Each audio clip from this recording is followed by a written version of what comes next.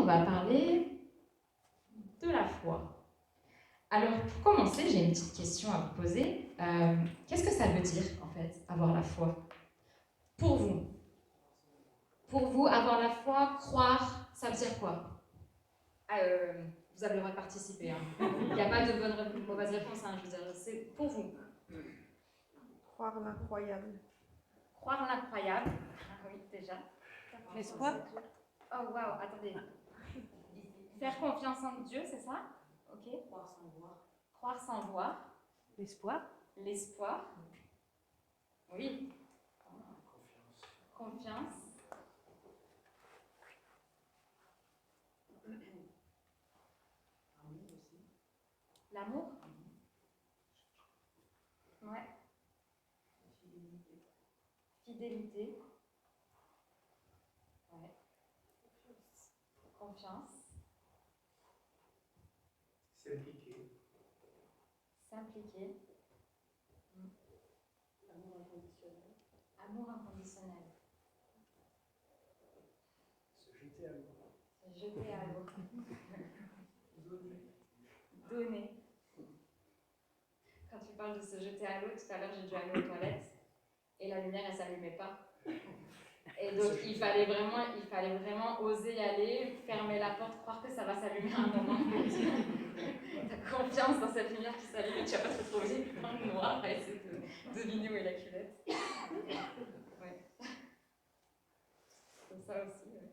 Alors, ce matin, je vous propose en fait de lire un récit qui se trouve donc dans la Bible, dans un des évangiles, dans l'évangile de Marc, où on y découvre Jésus. On va voir Jésus, encore Jésus. Moi, j'aime beaucoup Jésus. Et on va voir qu'il va venir en aide à un homme qui est confronté à l'impossible. On va le lire. On va lire ce texte. Vous allez voir, il va s'afficher. Mais ce que je vous propose, c'est de ne pas juste l'écouter, mais de plutôt essayer de plonger dans le texte. Je vois que vous êtes nombreux. Alors ça tombe bien parce que dans ce récit, dans cette histoire, il y a une foule. Alors ce que je vous propose, c'est alors que vous allez entendre le texte, imaginez que vous êtes dans la foule. Et imaginez que vous regardez la scène de l'intérieur. Et pas juste de l'extérieur, on lit, d'accord, ok, mais imaginez que vous êtes dedans. Ça va? Vous êtes prêts? Ok. Alors, avant de lire le texte, je vous invite juste, on va prier pour demander à Dieu de nous aider à nous mettre dans le texte. Seigneur, merci pour ta présence au milieu de nous. Merci parce qu'on est vraiment reconnaissant et conscient de la grâce que c'est de pouvoir être en relation avec toi. Seigneur, on va ouvrir ta parole. On dit que c'est ta parole, c'est ce que toi tu dis. Alors viens nous parler. Nous croyons que ta parole n'est pas morte, mais elle est vivante. Elle parle encore aujourd'hui. Alors viens ouvrir nos cœurs, Seigneur, pour qu'on puisse vraiment recevoir ta parole. Ouvre nos oreilles pour qu'on puisse vraiment entendre ce que tu as à nous dire. Ouvre notre intelligence, Seigneur, pour qu'on puisse comprendre ce que tu souhaites pour nos vies. Amen.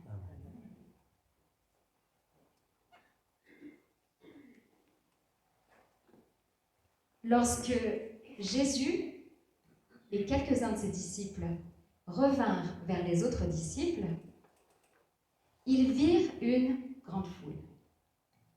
Une grande foule qui les entourait et des spécialistes de la loi qui discutaient avec eux. Dès que tous ces gens aperçurent Jésus, ils furent très surpris et se précipitèrent à sa rencontre pour le saluer. « De quoi discutez-vous avec eux ?» leur demanda-t-il. De la foule, quelqu'un répondit. « Maître, je t'ai amené mon fils, car il est sous l'emprise d'un esprit qui le rend muet. Partout où cet esprit s'empare de lui, il le jette par terre. De l'écume sort de la bouche de l'enfant qui grince des dents. Puis, il devient tout raide. J'ai demandé à tes disciples de chasser ce mauvais esprit, mais ils n'ont pas pu le faire. » Jésus s'adressa à eux et leur dit : Gens incrédules, jusqu'à quand devrais-je encore rester avec vous? Jusqu'à quand devrais-je vous supporter? Amenez-moi l'enfant. On le lui amena. Mais dès qu'il vit Jésus, l'esprit mauvais agita convulsivement l'enfant et le jeta par terre. Celui-ci se roula sur le sol, de l'écume à la bouche. Depuis combien de temps cela lui arrive-t-il? Demanda Jésus à son père. Depuis qu'il est tout petit. Souvent même, l'esprit mauvais le pousse à se jeter dans le feu ou dans l'eau pour le faire mourir. Si tu peux faire quelque chose, aie pitié de nous et viens à notre aide. Si tu peux, répliqua Jésus. Tout est possible à celui qui croit. Aussitôt, le père de l'enfant s'écria, « Je crois, mais aide-moi, car je manque de foi. »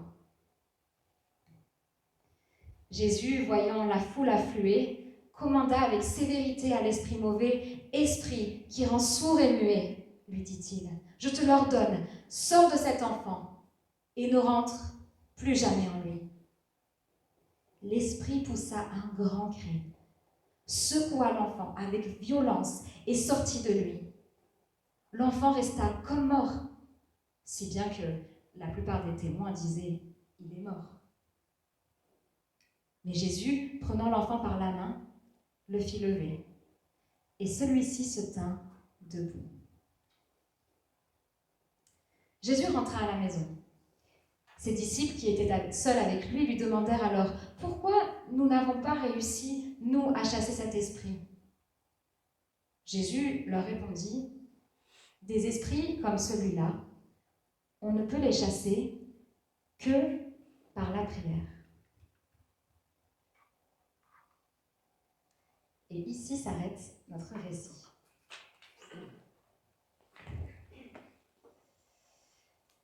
Ça va? Ce texte est éprouvant, hein? Il s'en passe des trucs. On voit pas tous les jours ça. Hein?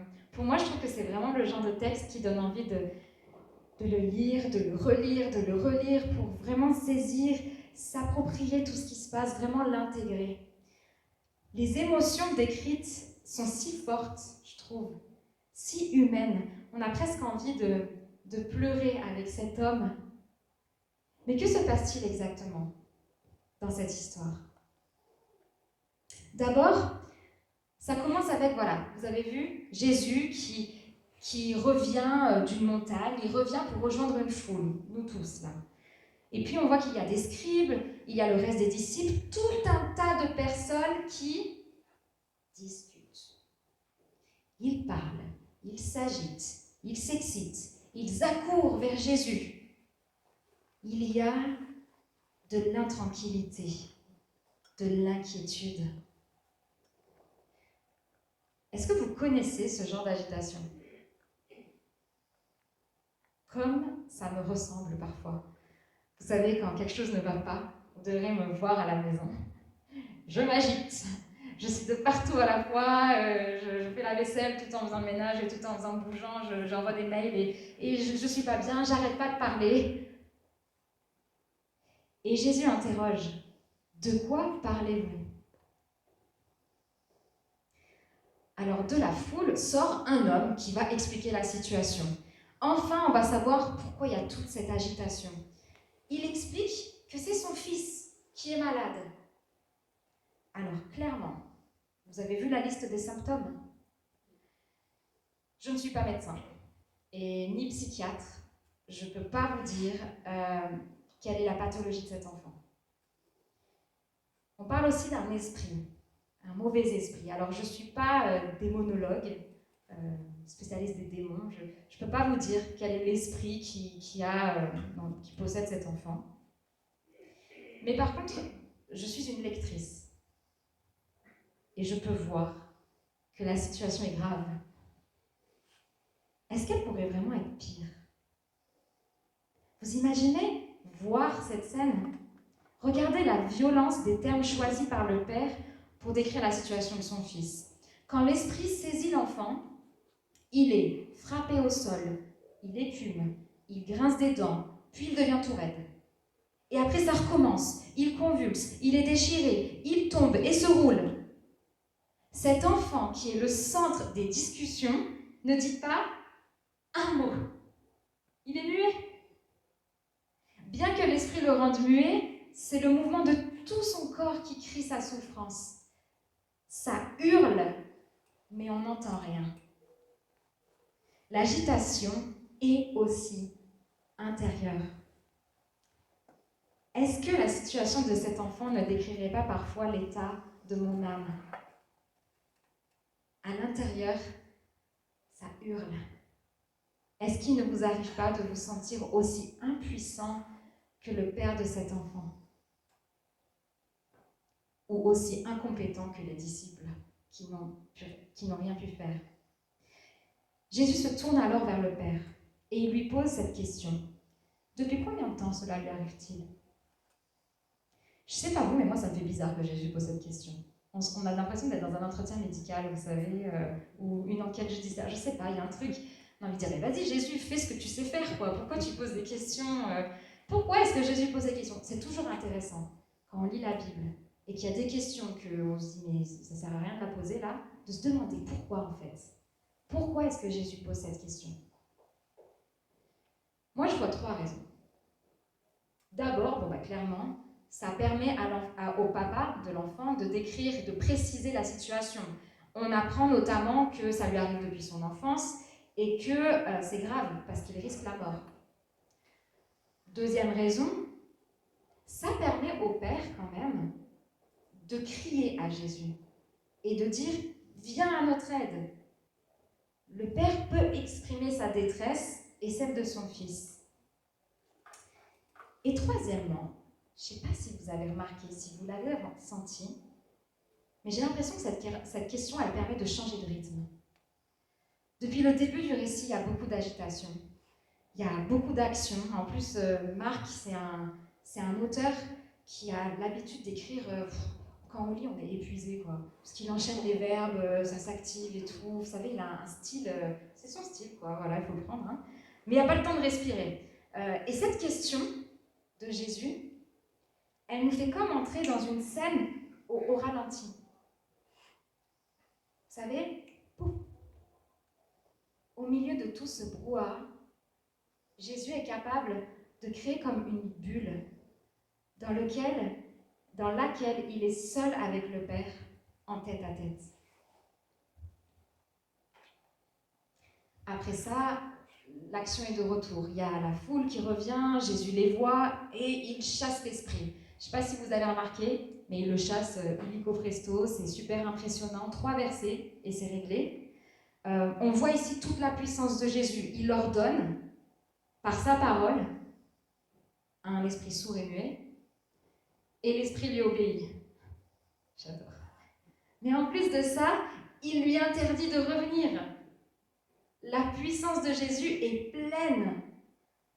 L'enfant s'agite, puis il tombe et paraît mort. Tout le monde croit qu'il est mort, mais Jésus le relève. Il le relève. Fin. Bon dimanche à tous et passez une très bonne semaine. Non mais c'est vrai, vous n'avez pas remarqué, il n'y a pas de feu d'artifice à la fin. Il n'y a pas toute cette agitation, là, cette foule qui dit « Waouh, Jésus, tu l'as fait, trop bien !» Non, on n'a pas la réaction de la foule, ni même du Père, et ni même celle de l'enfant. On ne l'a pas entendu du début à la fin, ce petit. La fin est surprenante. La fin est surprenante parce qu'en plus, Jésus va se retirer avec ses disciples, et ils vont discuter, encore. Mais cette fois-ci, c'est les disciples qui vont poser une question à Jésus. Ils vont demander comment ça se fait que nous, on n'a pas réussi. Et Jésus va répondre d'une manière assez étonnante. J'ai l'impression que sa réponse nous fait dire que le cœur de ce récit n'est pas tant la guérison, mais plutôt ce tête-à-tête avec le Père de l'enfant. Jésus ne veut pas donner aux disciples et à nous ce matin un tuto sur comment faire des miracles en moins de 3 minutes. Je pense, en tout cas par ce récit, Jésus veut donner aux disciples et à nous aujourd'hui un enseignement sur ce qu'est la foi. La foi. Qu'est-ce que ça veut dire croire. Et je vous propose de revenir à ce tête-à-tête et juste de tirer un exemple de l'attitude du Père, un exemple pour nous aujourd'hui sur comment avoir la foi. Le Père dit à Jésus, « Si tu peux faire quelque chose, viens à notre aide. » Jésus répond, « Si tu peux, mais tout est possible à celui qui croit. » Aussitôt le Père s'écrie, « Je crois, mais viens au secours de mon manque de foi. » Qu'est-ce que vous pensez de cette déclaration ? Elle est parlante, non ? Enfin, on peut s'y retrouver. Je crois, mais je crois pas. Je trouve qu'elle est émouvante et honnête. Et en même temps, il faut reconnaître, le père de l'enfant déclare quelque chose de très paradoxal. Comment croire et manquer de foi en même temps ? C'est pas une contradiction ? Vous savez, j'ai travaillé en informatique avant, et typiquement, si je devais coder ce genre de phrase, c'est ça qui fait planter un programme. Dans ma logique humaine, ça bug. Et pourtant, le Père a dit cette phrase et Jésus l'a accueillie. Et je sais pas vous, c'est facile d'imaginer la foi un petit peu comme quelque chose de... C'est soit tu as la foi, soit tu l'as pas. Si tu es chrétien, ça veut dire que tu as la foi. Ça veut dire que tu manques pas de foi. Mais si tu manques de la foi, ça veut dire que tu n'as pas vraiment la foi. Donc ça veut peut-être dire que tu n'es pas vraiment chrétien en fait. Vous voyez le truc, les raisonnements dans lesquels on peut tomber ? Mais c'est quoi vraiment avoir la foi ? Et vous l'avez dit, toutes vos réponses étaient super intéressantes. Et il y a un verset pour moi qui dit bien un aspect de la foi, ça se trouve dans la lettre aux Hébreux. Ça dit que avoir confiance, croire, mettre sa foi en Dieu, c'est être sûr de ce que l'on espère.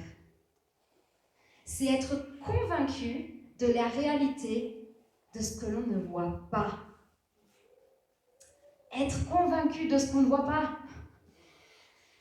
J'aime la manière dont le père de cette histoire réagit spontanément. Je crois.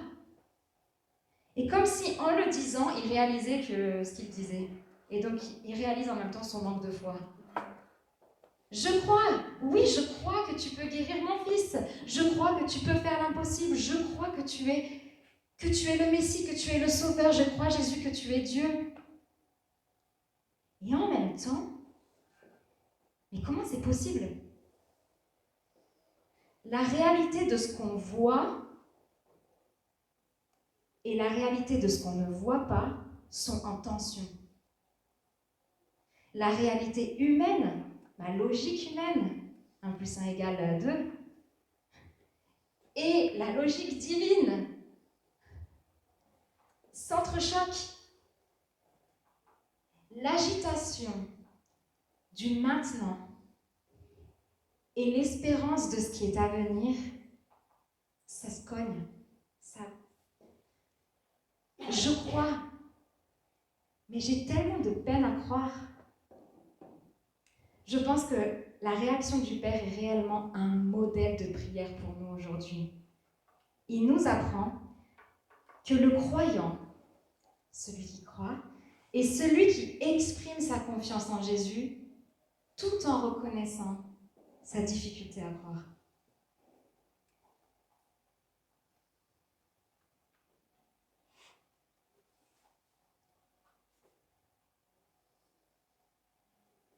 Ce texte, je crois, nous invite à être authentiques, aussi authentiques que le père de cette histoire. Et nous avons tous des zones dans notre vie où nous avons des difficultés à croire. Des zones que je pourrais appeler d'incroyance. Et ce matin, j'aimerais vous inviter à y réfléchir. Quelles sont les zones de votre vie où vous avez des difficultés à croire ? Une fois, j'ai entendu une personne témoigner à ce sujet et j'aimerais juste vous partager rapidement son témoignage. Il disait qu'il croyait en Dieu, qu'il avait même tout donné pour suivre Jésus. Il était devenu pasteur, le fou. Et puis un jour, il était pasteur, il s'est rendu compte que quelque chose clochait dans sa relation avec Dieu. Il avait une vie de prière, en fait, très faible, très timide. Il avait plutôt tendance, en fait, à essayer de régler les problèmes par lui-même. Tous les problèmes, il portait beaucoup. Et quand vraiment il s'en sortait pas, quand il était au bout du bout, alors là, il allait demander de l'aide à Dieu. Mais pourquoi il faisait ça? Un jour, il a lu ce texte et il en est venu à la conclusion qu'il croyait bien que Dieu était son Père, mais en même temps, il avait quand même un peu l'impression de toujours le déranger. Il se disait que Dieu avait sans doute mieux à faire que de se soucier de ses petits problèmes. Il se trouve que le papa biologique de cette personne était en fait un grand chef d'entreprise. Cet homme, ce pasteur n'a jamais eu de relation proche avec son père. Il ne le voyait jamais. Parce que son père était toujours en voyage, toujours absent, toujours occupé. Et quand il était à la maison, il ne fallait surtout pas le déranger parce qu'il se reposait de ses voyages. Inconsciemment, ce pasteur avait projeté sa relation avec son père biologique sur sa relation avec Dieu. Je ne vais surtout pas déranger Dieu parce que c'est un grand homme d'affaires. Il a beaucoup de choses à faire. Après tout, il y a des guerres dans le monde. Il y a des gens qui ont de grandes souffrances. Il vaut mieux qu'il s'occupe d'eux d'abord. Le problème ici, c'est que ce pasteur croyait que Dieu était son père. Mais en fait, il ne croyait pas vraiment. Il manquait de foi. De croire que vraiment, Dieu est son bon père. Quelles sont les zones de ta vie où tu as des difficultés à croire?